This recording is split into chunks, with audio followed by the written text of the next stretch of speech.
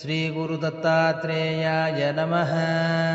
दत्तात्रेयं महात्मानं वरदं भक्तवत्सलं प्रपन्नार्तिहरं वन्दे स्मृत्रगामी सनोऽवतु।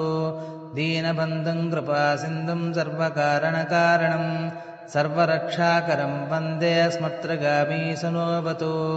शरणागतदीनार्तपरित्राणपरायणं नारायणं विभुं वन्दे स्मृत्रगामी सनोऽवतु।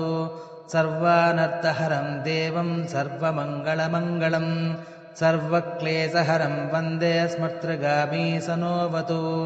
ब्रह्मण्यं धर्मतत्त्वज्ञं भक्तकीर्तिविवर्धनं भक्ताभीष्टप्रदं वन्दे स्मृत्रगामी सनोऽवतु। शोषणं पापपङ्कस्य दीपनं ज्ञानतेजसः तापप्रशमनं वन्दे स्मृत्रगामी सनोऽवतु।